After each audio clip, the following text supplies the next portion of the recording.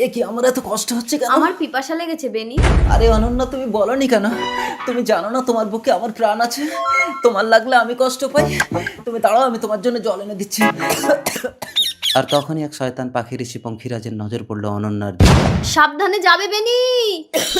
পঙ্খিরাজ মানুষ রূপে এসে অনন্যার হাত ওকে সাবধান করছিস, তোকে কে বাঁচাবে? আয় চলে আয়। ছাড়ো। কি তুই ঋষি পঙ্খিরাজের গায়ে হাত তুললি? আমি তোকে মন্ত্র বলে বৃক্ষ করে সেই বৃক্ষের ডালে বসে মজা নেব। লতাপাতা কাণ্ড মাটি ফুঁড়ে জন্ম, যা বৃক্ষ হয়ে যা। এবার তুই সারা জীবন এখানে আমার বৃক্ষ হয়ে থাক। বেনি, আমাকে বাঁচাও বেনি। আরে ও দাদা, আপনি এত কাশছেন, আপনার হাতে জল আছে, আপনি তো জলটা খেতে পারেন। না না দাদা, আমার স্ত্রীর বুকে আমার প্রাণ আছে। আমার স্ত্রীর পিপাসা লেগেছে।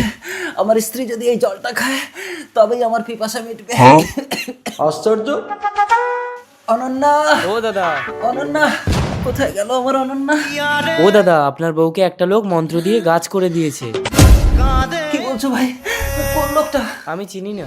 ভাই, অনন্যা, অনন্যা, অনন্যা, অনন্যা। এইভাবে তার তৃষ্ণার্ত স্বামী কাতর কণ্ঠে কাঁদতে কাঁদতে এক একটা বৃক্ষের কাছে গিয়ে চিৎকার করে ডাকলো, অনন্যা!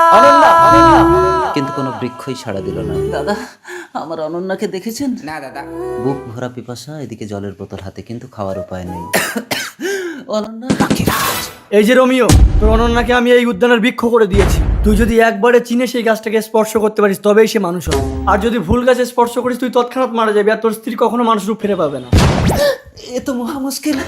এই উদ্যানে এত গাছ আছে, আমি কোন গাছটাকে স্পর্শ করব? এই তো এই গাছটার পাতার রং নীল, আর আমার স্ত্রীর গায়েও নীল পোশাক ছিল। আমি যদি ভুল গাছে স্পর্শ করি তাহলে আমি মারা যাব, আর আমার স্ত্রী কোনো দিন মানুষ রূপ ফিরে পাবে না। না না, এখানে একই রকম তিনটে গাছ আছে, কিন্তু আমার স্ত্রী সব মেয়েদের থেকে লম্বায় ছোট।